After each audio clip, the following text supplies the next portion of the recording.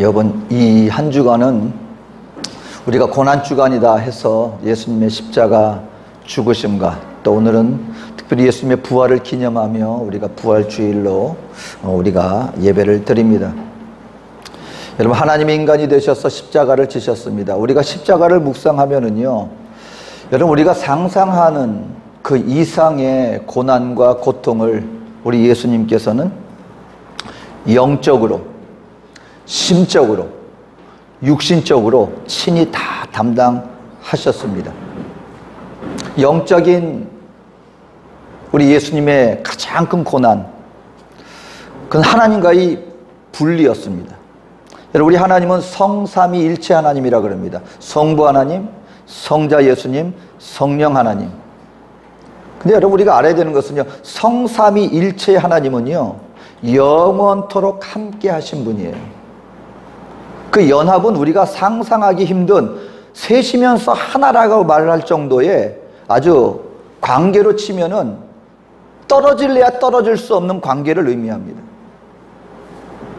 근데 그때 바로 우리 인류를 위해서 그 성부 하나님과 성자 하나님이 영원 가운데 처음으로 분리하는 그런 아픔을 예수님은 맛봤습니다. 마지막 십자가 돌아가실 때 뭐라 그랬습니까? 아버지여, 아버지여, 어찌하여 나를 버리시나이까.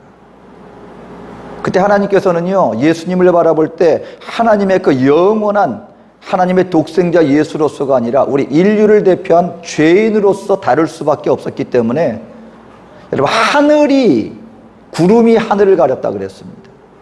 여러분, 그것은 아버지의 마음을 표현하는 거예요.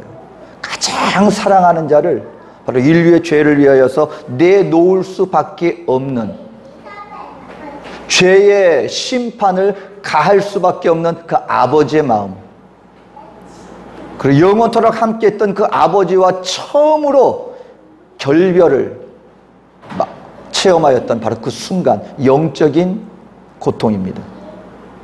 여러분, 저와 여러분, 우리 혹시 신앙생활에 나갈 때 가장 힘들 때가 언제인지 아십니까? 하나님이 침묵하고 계시는 것 같을 때. 저도 신앙생활을 하면서 가장 힘들었던 때가 언제였느냐, 차라리 하나님이 나를 잘못했다고 회초리를 들거나 뭔가 나의 마음에 찔림을 주시거나 그럴 때는요, 오히려 주님 앞에 은혜로 다가갈 수 있는데, 기도를 해도 잠잠하시고 무엇을 해도 내 곁에 계시는지 안 계시는지 완전히 내 곁에 계신 것 같이 아는 것 같은 때가 가장 힘든 때입니다. 예수님은 그 하나님과의 결별을 체험했죠. 심적인 괴로움은 어땠습니까? 여러분, 사람이 그 배신당하는 것처럼 마음 아픈 것도 없어요. 가장 믿었던 자들에게.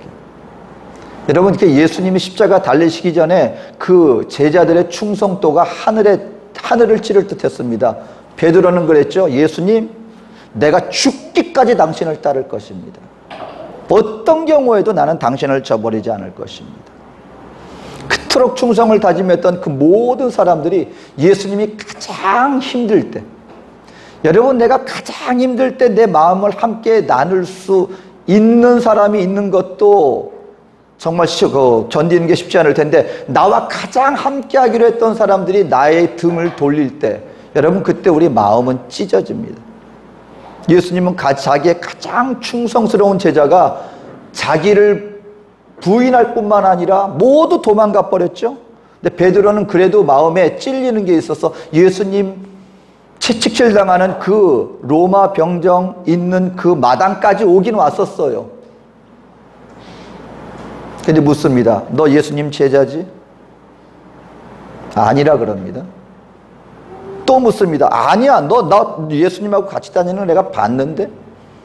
나중에는 어떻게까지 했다 그랬어요? 성경에 보니까 예수님을 저주까지 했다 그랬습니다.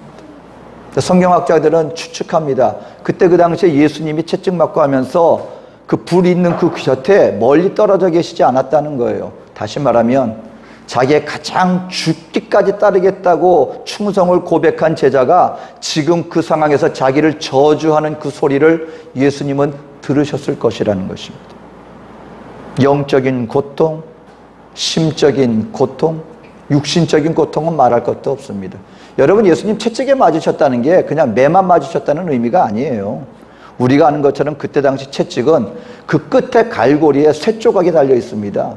몸을 파고들어요. 그걸 끌어당기면 온몸에 가죽이 벗겨지는. 근데 거기에 홍포를 입혔다 그랬죠? 왜 홍포를 입힐 수밖에 없으니까 너무 참혹하기 때문에 일반 옷을 입히면 핏자국 때문에 너무 잔혹해 보여요. 그러니까 홍포를 입힐 수밖에 없습니다. 온몸이 피투성인데. 근데 나중에 예수님 십자가에 달리실 때 발가벗겼다 그랬잖아요. 여러분, 홍포가 피 묻은데 이 옷이 달라붙으면은요, 그 떼약볕 아래서 이게 완전히 온몸에 달라붙습니다. 나중에 옷을 벗기면서 어떤 일이 벌어져요? 온몸에 달라붙었던 그 가죽들이 다 벗겨지는 거예요. 저와 여러분들이 상상하는 그 정도의 고통이 아니에요, 십자가는. 육신적으로 온몸에 가죽이 벗겨지는 고통입니다. 그 십자가에 달리셨잖아요. 여러분, 온몸이 십자가 그 대못에 의지돼서 매달려 있는 거예요. 왜 십자가가 인류가 발명한 그 형벌 중에 가장 참혹한 형벌이라고 얘기를 하냐면, 여러분, 사람이 마지막에 목숨이 다해져 가면 몸을 지탱할 기력이 없어집니다. 그러면은 온몸의 체중이 이 못에 다 실리게 되어 있는 거예요. 그러면 고통은 어떻게 되느냐? 시간이 갈수록 몸에 힘이 빠지면 빠질수록 가중되는 거예요, 고통이. 어느 때까지?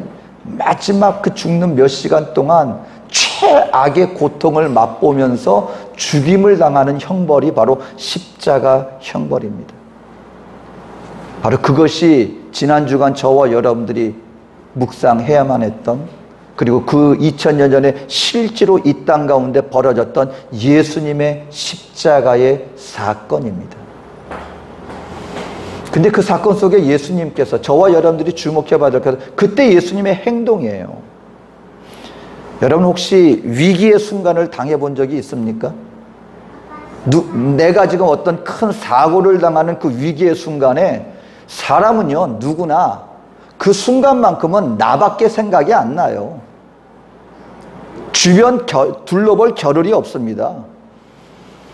저도 그 물에 빠져가지고, 그러니까 장난으로 이렇게 완전히 물에 빠져서 죽을 정도가 아니라 누군가에 의해서 단체 기합을 받는다고 어느 수영해서 어디까지 갔다 오라는 해야만 했는데, 문제는 뭐냐면 수영을 못했어요. 근데 해야만 했습니다. 그래서 갔다가 안 되겠으니까 다시 오는데, 이게 사람이 위기에 빠지니까 눈에 보이는 게 없습니다. 살아야 되겠다는 일념 아래 그냥 막 어떻게 나왔는지 모르게 나왔거든요. 근데 갑자기 나오는데 내 알던 후배 동생이 있다가 막 나한테 원망을 하는 거예요. 아니, 어떻게 그러실 수가 있냐고. 왜? 그랬더니 내가 자기를 막 부여잡고 자기를 끌어안고 자기를 막 짓누르면서, 그리고서는 나와서 자기도 힘들고 고생했다는 거예요. 근데 저는 기억이 없어요. 그냥 단지 빨리 여기서 나가야 되겠다는 생각밖에 없어요. 앞에 뭐가 잡히는지 누가 보이는지. 내가 위기에 처하면 남이 안 보입니다.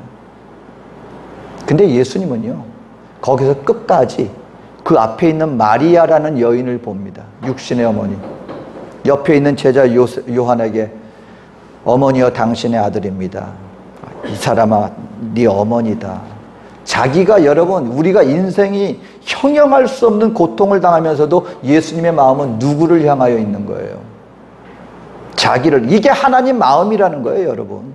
하나님은 자기를 생각하는 분 아닙니다. 하나님은 어디까지 자나깨나 우리 인생을 바라보고 계시는 거예요. 그 죽는 순간 가운데도 여인을 향하여서 그 한 인생 어떻게 살아갈까 싶어서 당신의 아들입니다. 너 어머니다. 자기를 찌르는 병정을 향하여서도 하나님 앞에 중보하십니다. 아버지여, 저들을 용서하여 주시옵소서. 저들이 하는 걸 알지 못합니다. 여러분, 이 십자가가 보여주는 것이, 십자가야말로 하나님이 도대체 우리 인생을 향한 사랑이 어느 정도의 사랑이냐. 십자가를 묵상하면 묵상할수록 우리는 그 주님을 바라보고 하나님의 사랑을 깨달을 수밖에 없다는 것입니다. 그것이 십자가입니다. 하나님이 우리를 위해서 어떤 일을 벌여주셨는가. 그리고 오늘 그 예수님께서 부활하신 날입니다. 예수님의 부활이 도대체 무슨 의미가 있단 말입니까? 오늘 저와 여러분들은요, 예수님의 부활에 대해서 바로 알아야 돼요. 과연 예수님이 부활하신 것이 사실일까? 예수님이 부활했을 때 제자들조차도요, 그 3년 반 동안 예수님 따라다니면서 예수님이 그렇게도 하나님 나라에 대해서 말씀하셨고, 예수님은 누누이 자기가 죽었다가 부활하실 것을 말씀하여 주셨는데도 불구하고 깨닫지를 못했어요. 예수님이 이제 십자가에 달리시고 안식일이 지나고 난 다음에 제자들이 눈 뜨고 보니까 이제 그때부터 약간 정신이 들기 시작하는 거예요. 부활하면 그때 당시에는 몸에 향유를 발라야 되는데 정신이 없어서 예수님 그 무덤에 갈 때 본인들이 그 아무것도 하지 못했어요. 정신이 드니까 우리 예수님 시체에 가서 향유라도 발라야 되지 않겠느냐. 몇몇 제자들이 이제 예수님 무덤 묻혀 있는 곳을 갑니다. 근데 걱정이 태산이에요. 왜냐하면 그때 당시에 오늘날처럼 땅에 묻는 것이 아니라 동굴 안에다가 큰 바위를 막아놨습니다.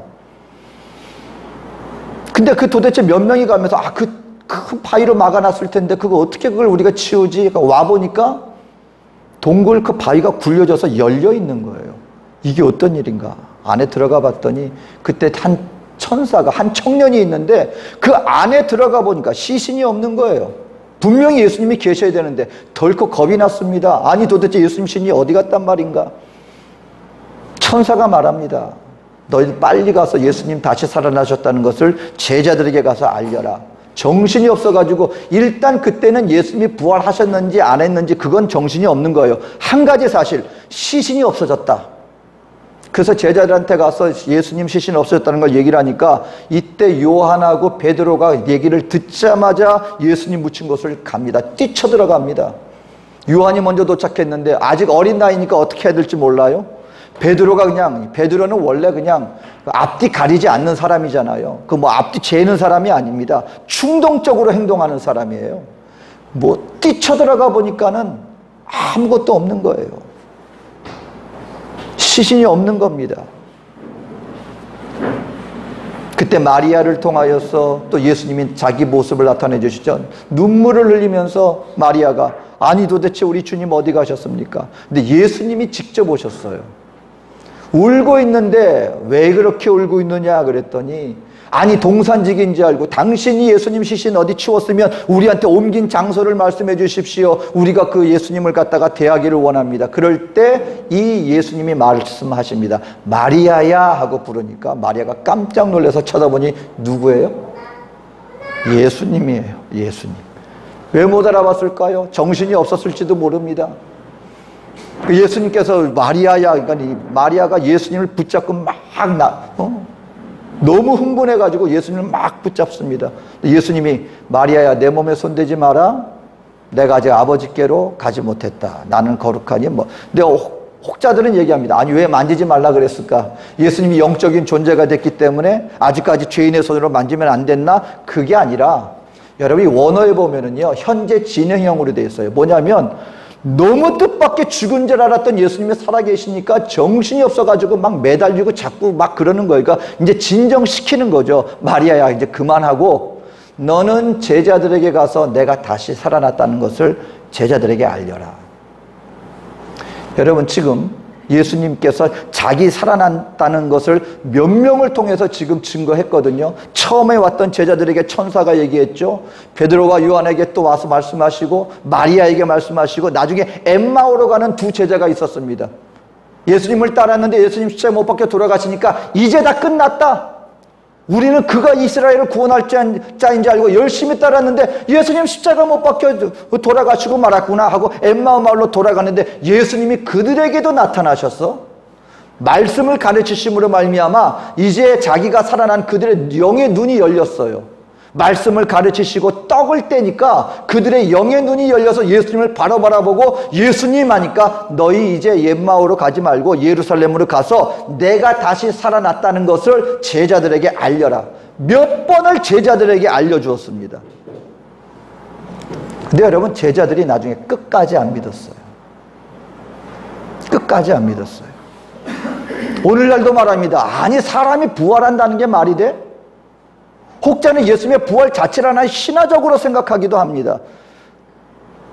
하지만 오늘 예수를 믿는 저와 여러분들에게 예수님의 부활을 깨닫는 것은 너무나 중요합니다. 이유는 무엇입니까? 예수님의 부활이 예수님 한 분으로만 국한되는 사건이 아니기 때문에 그렇다는 것입니다. 그럼 오늘 왜 인생들은 예수님의 이 부활의 사실을 여러 가지 사실들을 대하여서도 오늘 그렇게 설교를 하고 그렇게 많은 사람들이 얘기를 하는데도 믿기가 힘든 것일까요? 그 중에 한 가지를 예수님이 이렇게 말합니다. 그 후에 11제자가 음식 먹을 때 예수께서 그들에게 나타나사 그들의 믿음 없는 것과 마음이 완악한 것을 꾸짖으시니 이는 자기가 살아난 것을 본 자들의 말을 믿지 아니함일러라. 왜 우리가 결국 믿는 게 그렇게 힘든 것일까요? 주님은 한마디로 말합니다.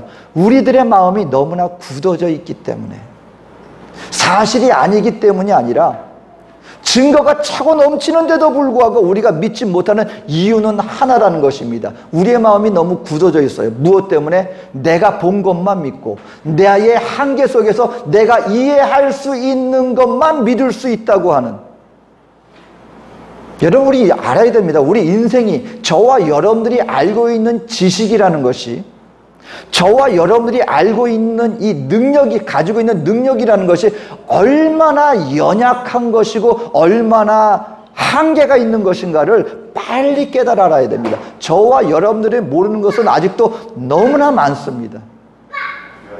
여러분이 우주라고 하는 것을 한번 살펴보세요. 지금 우리 지구라고 하는 것이 돌아가고 있는 이 모든 것을 한번 살펴보세요. 저와 여러분들이 아는 것이 얼마나 될 것 같습니까? 지금도 보면은요, 참 저는 좀 재밌기도 해요. 우리 인생들이 막 힘을 뽐냅니다. 그것 중에 하나가 뭐냐면 저 우주에 로켓 하나 발사해서 어느 혹성이나 위성에 뭐 하나 딱 착륙시켰다는 거예요. 그리고 그거 가지고서는 우리가 마치 뭐 우주의 모든 것을 다 알고 있는 것처럼 얘기하는데, 여러분 저와 여러분들이 보고 있는 이 우주라는 것은, 정말 이 지구라고 하는 것은 정말 전 우주에 보면은 정말 먼지 하나만도 그걸로도 비교가 안 될 정도로 지극히 작은 은하계예요.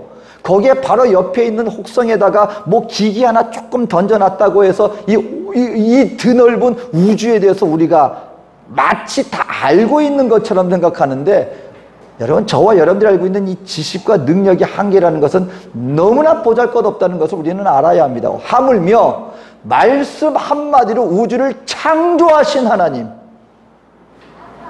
말씀으로 모든 것을 지으신 하나님, 무에서 유를 창조하신 하나님이 죽은 자를 부활시키는 게 이게 큰일이겠습니까? 하나님 쪽에서 보면. 근데 문제는 예수님의 부활이 우리 인생들과 결코 무관하지 않다는 것입니다. 근데 그걸 왜 깨닫지 못해요? 우리 마음이 너무 굳어져 있고, 우리 마음이 나의 연약함을 깨닫지 못하고 나의 세계 속에만 갇혀 있기 때문에 그것을 초월하는 것, 그것을 받아들이기 힘들다는 것입니다. 오늘 그렇기 때문에 오늘 예수님의 부활을 저와 여러분들이 함께 누리기 위해서는 먼저 해야 될 것이 있습니다. 먼저 예수님의 부활을 믿는 자가 되어야 합니다. 예수를 믿는 자가 되어야 합니다. 무엇을? 예수님의 부활을. 여러분 그러니까 무신론자였다가 나중에 예수님의 부활 사건, 이 십자가 사건을 이거 내가 조금만 조사하면 이거 허황된 거짓말이라는 거 내가 밝혀낼 수 있어 하고 그것을 2년 동안 연구했다가 나중에 목회자가 된 한 사람이 있습니다. 그러니까 그 사람의 첫 시작은 다른 건 다 마음에 들었는데 자기 아내에 대해서 한 가지 마음에 안 드는 게 교회 나가는 게 마음에 안 들었어요.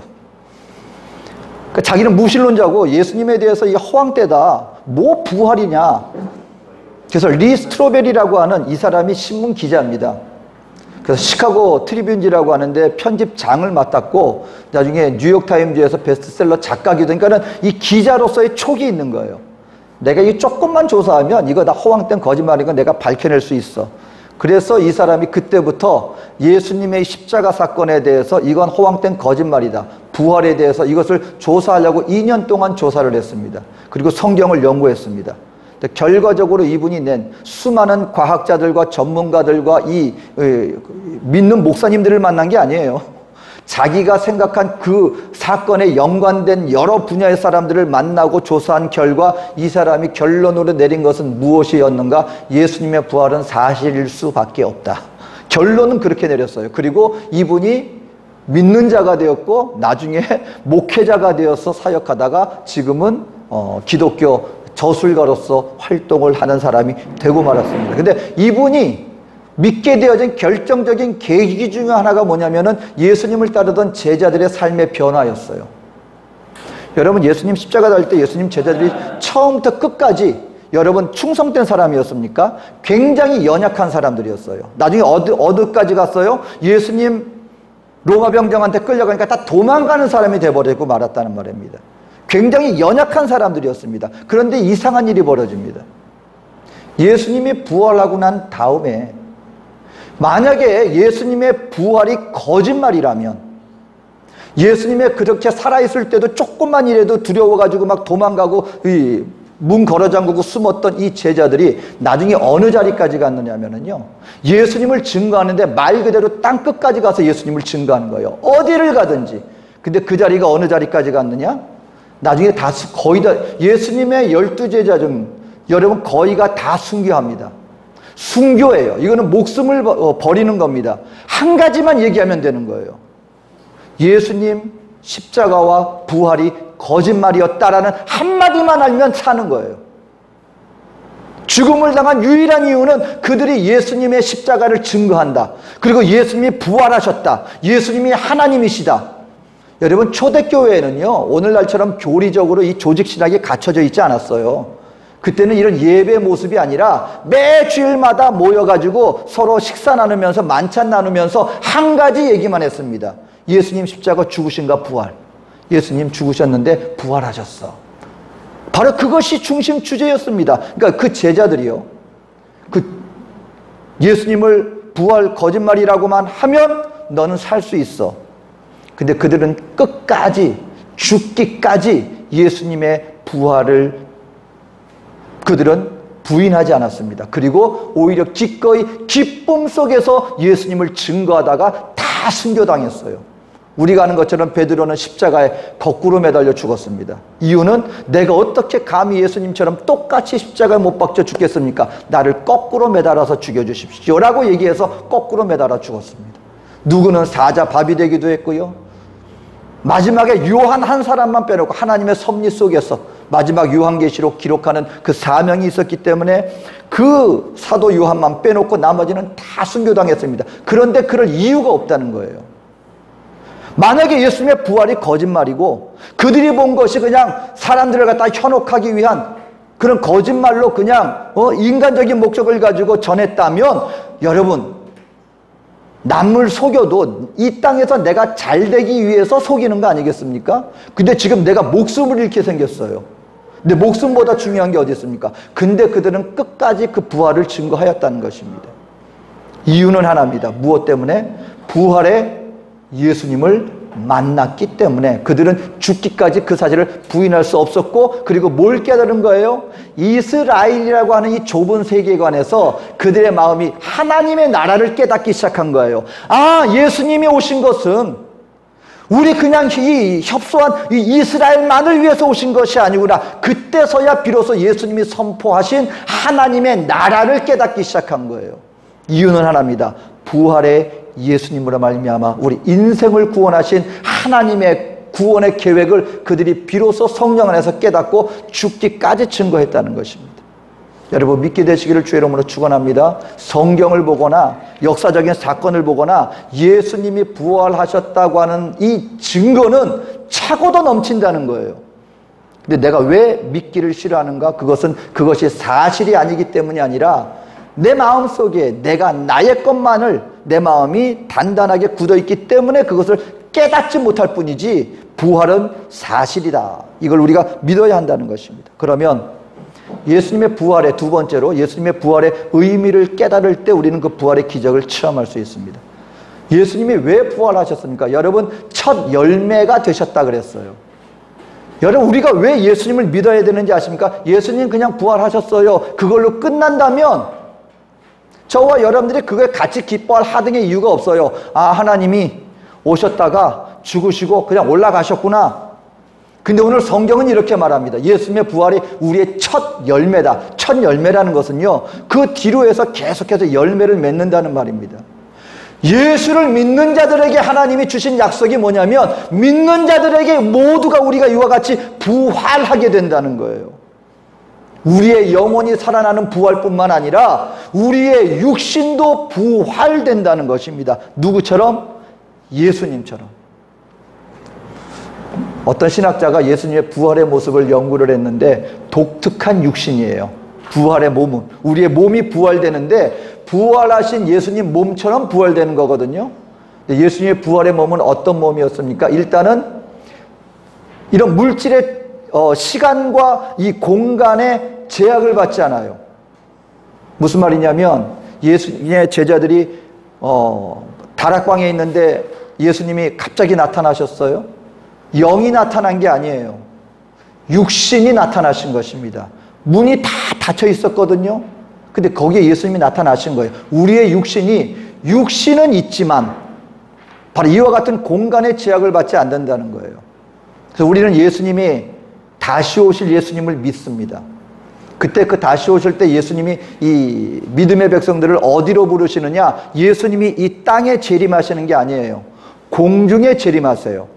그리고 믿는 자들이, 먼저 죽은 자들이 부활하고 그 다음에 믿는 자들이 부활되어서 공중에서 예수님을 영접하게 됩니다. 이럴 때 혹자들은 말합니다. 아니, 그럴 때 우리 교회 안에서 예배드리면은 어떻게 우리가 예수님 올 때 우리가 공중으로 들림받아 올라갈 수 있겠습니까? 그때 우리는 이 육신으로 올라가는 게 아니라 부활되어서 이 공간에 제약을 받지 않기 때문에 어디 있든지 간에 우리는 주님 앞에 공중에 들림받아 올라가 주님과 더불어 거기에서 7년 동안 이 혼인잔치를 벌이게 된다.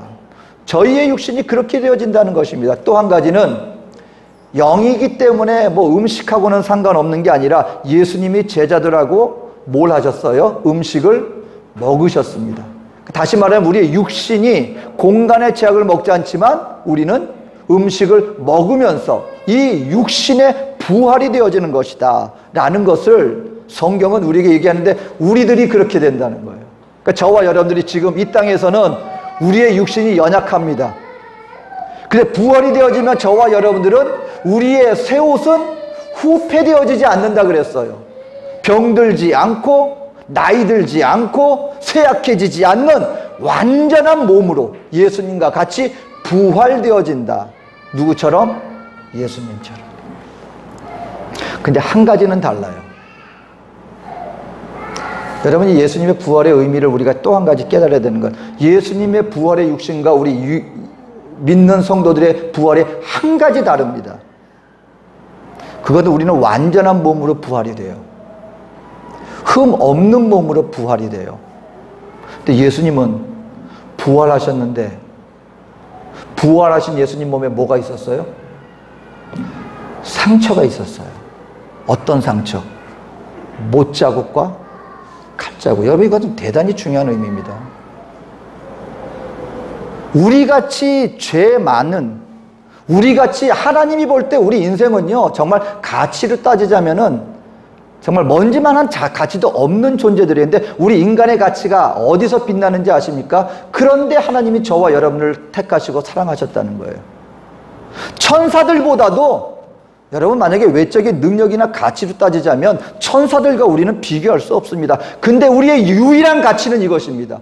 우리는 죽어봤자 여러분 썩어질 육신의 몸이에요. 우리가 하나님을 섬기면 얼마나 섬깁니까? 근데 희한하게 하나님은 저와 여러분들을 사랑하여 주셨는데 어느 정도로 사랑하여 주셨느냐? 자기보다 더 사랑하여 주셨어요. 우리 인생의 유일한 가치입니다. 그걸 어디서 발견할 수 있습니까? 예수님이 부활하셨는데 우리 같은 연약한 자들도 여러분 팔 없는 사람이 부활할 때 팔 없는 사람으로 부활되겠습니까? 완전한 육신으로 부활이 돼요. 근데 예수님은 그 완전하신 몸에 흠집을 내셨어요. 이유는 뭔지 아십니까? 원수 마귀가 아니 왜 예수님 공의를 무너뜨리십니까? 이 사람들 죄를 지었으면 이 사람들 형벌을 받아야죠. 죽음의 영원한 형벌을 받아야죠. 그럴 때 예수님이 자기 상처 보여주시는 겁니다. 이들의 모든 죄를 내가 감당하여 주었다. 이들의 모든 죄의 값을 내가 다 갚아주었다. 내 피를 흘렸기 때문에 이들은 이제 모든 죄의 값을 탕감받았어. 불완전한 인생은 완전한 육신으로 부활이 되는데 완전하신 하나님은 영원토록 불완전한 자로 부활하셨다는 것입니다. 이해할 수 없는 하나님의 사랑이에요. 예수님의 부활은 바로 이런 하나님의 놀라운 사랑을 우리에게 보여주신 것일 뿐만 아니라 예수님처럼 나도 부활될 수 있다는 바로 그와 같은 소망을 우리에게 주시는 것이 바로 예수님의 부활입니다. 네, 마지막으로요, 한 가지를 더 해야 됩니다. 저와 여러분들이 부활의 기적을 체험하기 위해서는 날마다 그걸 체험하는 자들이 돼야 돼요. 우리 영혼은 이미 주님 안에서 새 사람이 되었고요, 새 하나님의 생명을 부여받았습니다. 우리는 부활되었습니다. 그럼 우리의 육신은 어떻습니까? 아직 새 몸으로 부활되기 전에 여전히 우리는 죄의 몸을 가지고 있지만 한 가지 할 수 있어요. 예수님의 새 생명이 우리 안에 임했기 때문에 우리는 날마다 부활의 능력을 체험하며 나가야 합니다. 무슨 말이냐면 옛날에는 우리는 죄를 이길 수 없었어요. 우리의 영혼이 죽었었기 때문에. 하지만 지금 비록 타락한 육신을 가지고 있지만 내 안에 예수의 생명이 있기 때문에 저와 여러분들에겐 부활의 능력이 이미 존재합니다. 그렇기 때문에 우리는 할 수 있다는 거예요. 무엇을? 죄를 싸워서 이길 수가 있습니다. 이게 이 땅 사는 동안 우리가 해야 되는 일이에요. 믿었으니까 구원받고 그냥 믿으니까 가만히 있는 게 아니라 이 땅에 사는 동안 거룩과 성결과 성화의 삶을 날마다 이루며 나가야 합니다. 완전하진 않아요. 여전히 우리는 죄는 타락한 육신이기 때문에. 하지만 날마다 그것을 싸워 이기는 체험을 해나가면서 해나가야 된다는 것입니다. 기도하고 우리 마음속에 주님을 의지하며 나간다면 이전에 할 수 없었던 일들이 이루어지는 역사가 나타나지는 거예요. 그 싸움을 해나가는 것입니다. 제가 한 번은 비행기 타고 여행하다 보면 한국에까지 뭐 한 30시간 걸리는데 그 시간 동안 영화를 많이 또 비행기 안에서는 볼 수 있잖아요. 제가 하나 기억에 남는 게 그게 미국 뭐 헐리우드 그런 영화가 아니라 유럽이었던가 중남미 영화였던가 아무튼 좀 그래요. 영화 내용이 뭐냐면 가족들끼리 스키장에 놀러 갔습니다. 근데 밥을 먹고 있는데 갑자기 산사태가 저 앞에서 산사태가 벌어진 거예요. 눈사태가. 어마어마한 눈사태같이 막 먼지가 쏟아지는데 그 식당까지 오리라고는 생각을 못했어요. 그냥 야 멋진 구경하고 있네. 근데 갑자기 그 눈사태 그 여파가 그 식당 있는데 그 호텔 식당까지 막 몰려오는 거예요. 그리고 그냥 눈덩이가 확 날리니까 사람들이 막 도망가고 난리가 났겠죠. 근데 어떤 일이 벌어졌냐면 이때 그 아버지가 자기 아내하고 어린아이 둘이 있었는데 같은 식탁에 있었는데 너무나 갑작스럽게 그 일이 벌어지다 보니까 본능적으로 자기 혼자 도망간 거예요. 자기 혼자 도망갔어요. 근데 그걸 부인하고 아들이 가만 보니까 아버지가 자기네 구해줄 줄 알았는데 제일 먼저 혼자 도망갔거든요. 근데 알고 보니까 그냥 먼지만 날린 정도였어요. 사고가 난 게 아니고. 다시 정신을 차렸습니다. 얼마나 어색합니까? 아버지가 와서 보니까 얼마나 민망하고 어색해요. 근데 서로 모른 척 하는 거예요. 근데 마음에 쌓여 있는 거죠.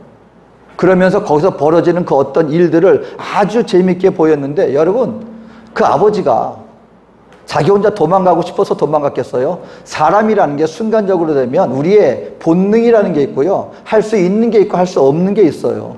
마음은 그렇지 않았는데 상황이 그렇게 되니까는 그냥 그렇게 된 거예요. 그게 우리 인생이에요. 죄에 대해서 우리가 아무리 이기고 싶습니다 하는데 우리에겐 이길 능력이 없기 때문에 우리는 죄의 노예로 살아갈 수밖에 없는 존재들이었어요. 인정해야 합니다. 우리에게는 죄성이 있고 우리에게는 죄를 이길 능력이 없습니다. 근데 이제는 다르다는 거예요. 왜? 우리 안에 주님의 능력이 있습니다. 예수 믿고 부활의 능력이. 그럼 이제는 우리는 나는 할 수 없어 하고 포기하고 거기에 눌려 사는 게 아니라 부활의 능력을 체험해야 되는 건 뭐냐면 하나님 나는 할 수 없지만 이제 주님 안에 내가 새 사람이 되고 예수의 생명이 있기 때문에 기도하는 겁니다. 그래서 여러분 기도하고 주여 내가 이것을 이겨내게 하여 주시옵소서 하고 날마다 싸우면 이상한 일이 벌어진다는 거예요. 이전에는 안 됐던 것들이 되어지는 역사가 나타나는 겁니다. 이게 믿음의 역사고 부활의 능력이에요. 그건 날마다 체험해 나가는 것, 이것이 바로 성숙의 길입니다. 여러분, 영적 성숙은요, 이 땅 사는 동안 날마다 이루어져야 되는 거예요. 완전은 어디서 이루어집니까? 주님 앞에서 저 영원한 나라에서만 완전한 게 이루어지는 거예요. 이 땅 사는 동안에는 때로는 쓰러지기도 하지만 그래도 우리는 날마다 이기며 나갈 수 있는 능력이 나에게 있으니까 주님 안에서 성취해 나가는 겁니다. 무엇을? 죄를 이기며 나가는 것. 이것이 성화라고 하는 것입니다. 이것이 부활의 능력입니다. 그럼 우리에게 뭐가 생겨요? 믿음 안에서 담대함이.